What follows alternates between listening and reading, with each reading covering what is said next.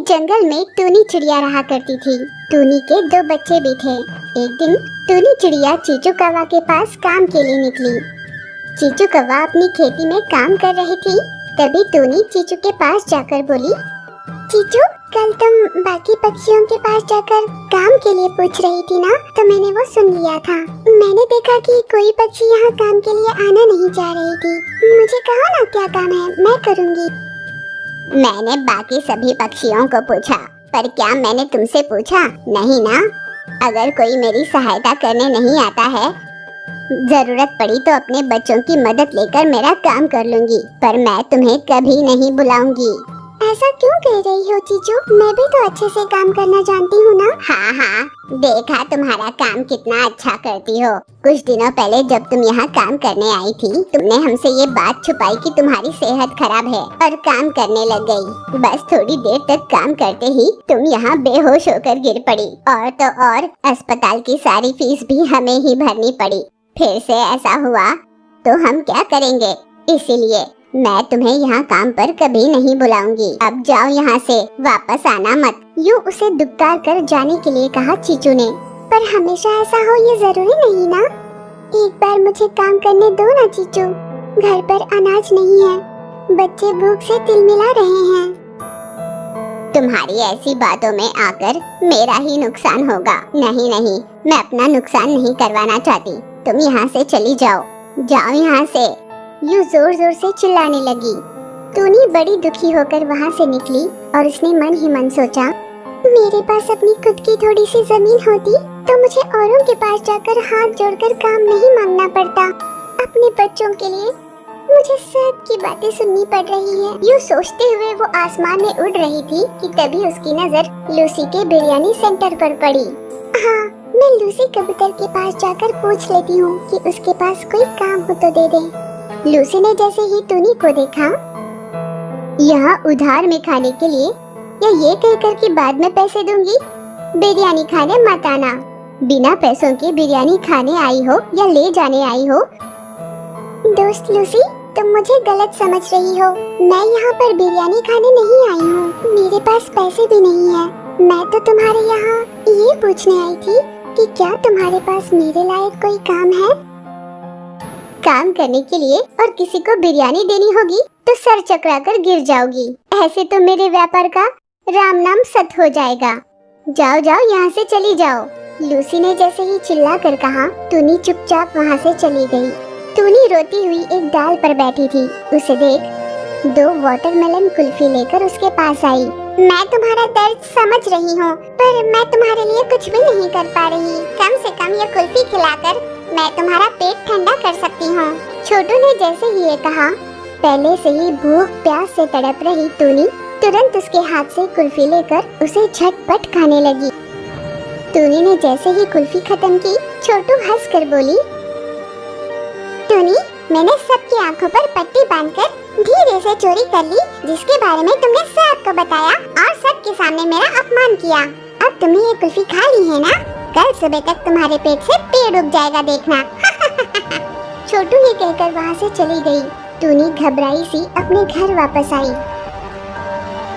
कुछ 2-3 दिनों के बाद टूनी के पेट से सच में एक पेड़ उग आया। टूनी हिल भी नहीं पा रही थी। जब टूनी के बच्चों ने उसके पास आकर उससे कहा, माँ, तुम्हारे पेट से ये पेड़ उग आया है ना, जिस वजह से तुम उठ नहीं पा रही, इसलिए हम दोनों काम ढूंढने गए थे, पर कोई भी हमें काम नहीं दे रहा माँ, इसलिए हमने सोचा कि अब से भीख मांगकर खाना लाएंगे। ये कहकर दोनों बच्चे अपने हाथ में कटोरी लिए भीख मांगने निकल पड़े। अपनी जिंदगी में आए इस बुरे समय को सोचकर टूनी बहुत रो रही थी। शाम होते होते जगह जगह भीख मांगकर घर आहार लेकर आना, फिर खुद खाना और माँ को भी खिलाना, ये चल रहा था। बीतते दिनों के साथ टूनी चिड़िया के पेट से निकला पेड़ और भी बड़ा हो रहा था।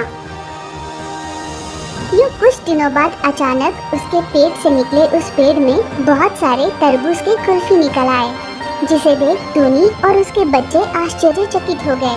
बच्चों, अब तक तुमने हर जगह भीख मांगकर अपना घर चला लिया। इन कुल्फियों को बाजार में ले जाकर बेचो और जो पैसे मिलेंगे ना, उससे हम अच्छे से जिएंगे। माँ ने जैसे कहा बच्चों ने वही किया। पेड़ से सारे तरबूज की कुल्फियाँ तोड़कर वे बाजार बेचने के लिए ले गए। अगले दिन देखा तो फिर से उस पेड़ पर बहुत सारी कुल्फियाँ लगी थी। कुल्फियाँ लगती उसे तोड़ कर ले जाते और अगली सुबह फिर से कुल्फियाँ लग जाती। बहुत सारे लोग कुल्फी खरीदने उनके पास आने लगे। यूं ही कुछ दिन बीते। एक दिन जब टूनी के बच्चों ने सारी कुल्फियाँ तोड़कर बाजार बेचने के लिए ले गए, तब पेड़ ने, इसका बहुत धन्यवाद, मैं तुम्हें आज के बाद और भी ज्यादा कुल्फियाँ दूंगी। उन कुल्फियों को बेचकर तुम्हें जब लगे कि अब पैसे काफी हैं, तब मुझे बता देना, मैं चली जाऊंगी। मेरी मायावी शक्तियाँ ज्यादा दिनों तक नहीं रहती। तुम लालच में आकर अगर मुझसे ज्यादा पैसे कमाना चाहोगी तो मेरी मायावी शक्तियाँ खत्म हो जाएंगी और मैं तुम्हारे पेट में हमेशा के लिए रह जाऊंगी। अगले ही दिन से पेड़ ने बहुत सारी कुल्फियाँ देनी शुरू की। उन कुल्फियों को बेचकर बच्चों ने थोड़े ही दिनों में बहुत सारे पैसे कमा लिए। यूं उनके जरूरत के लिए जितने पैसे चाहिए थे उतने जमा होने के बाद टूनी ने उस पेड़ को गायब होने के लिए कहा। फिर जादुई पेड़ गायब हो गई। टूनी का परिवार दुखों से उभरकर खुशियों की ओर बढ़ा। एक जंगल में टूनी नाम की एक चिड़िया अपने 3 बच्चों की परवरिश करते हुए अपना जीवन बिता रही थी। पर पिछले कुछ दिनों से टूनी की सेहत दिन ब दिन बिगड़ती जा रही थी। एक दिन टूनी चिड़िया की सहेली छोटू तोता उससे मिलने आई। टूनी की बिगड़ती सेहत को देख छोटू तोता ने कहा, ऐसे लगता है जैसे बदकिस्मती तुम्हारा पीछा ही नहीं छोड़ रही। शादी के बाद बच्चों के पैदा होते ही तुमने अपने पति को खोया। एक साथ 3 दिन बच्चों की जिम्मेदारी तुम्हारे कंधों पर आ गई कि तुम्हारी सेहत बिगड़ने लगी। मुझे तुम्हारी हालत पर तरस आ रहा है। चलो जल्दी से डॉक्टर के पास चलते हैं। क्या डॉक्टर के पास? नहीं दोस्त, डॉक्टर के पास बहुत पैसे खर्च होंगे। वैसे ही अपने बच्चों की परवरिश के लिए मेरे पास पैसों की बहुत तंगी चल रही है। ऐसे में भला मैं डॉक्टर के पास कैसे जा सकती हूँ? अगर मैं भी डॉक्टर के पास गई तो मेरे बच्चों का ख्याल कौन रखेगा? बताओ। नहीं, अपने बच्चों को छोड़कर मैं कहीं नहीं जाऊंगी।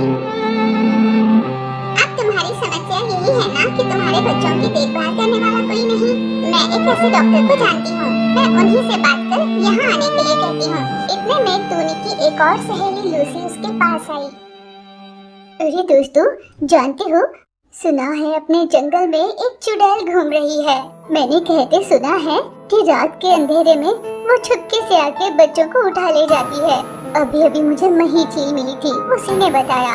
मुझे सबसे पहले तुम ही याद आई टूनी, इसलिए सबसे पहले मैं तुम्हारे ही पास आई हूँ। हाँ दोस्त, तुमने मुझे बताया, बहुत अच्छा किया। मेरे बच्चों को मैं दहलीज पार करने नहीं दूंगी, टूनी ने कहा। ठीक है तो दोस्त, मैं अभी जाकर चीचू कौवा को बुला लाती हूँ। छोटू तोता वहाँ से चली गई। कुछ देर बाद कर लूसी भी वहाँ से चली गई। अगले ही दिन छोटू तोता ने चीचू से बात की और उसे लेकर टूनी के घर पहुँची। डॉक्टर, यही है वो जिसके बारे में मैंने आपसे कहा था। आप इसकी जांच कर इसका अच्छे से इलाज कर दीजिए।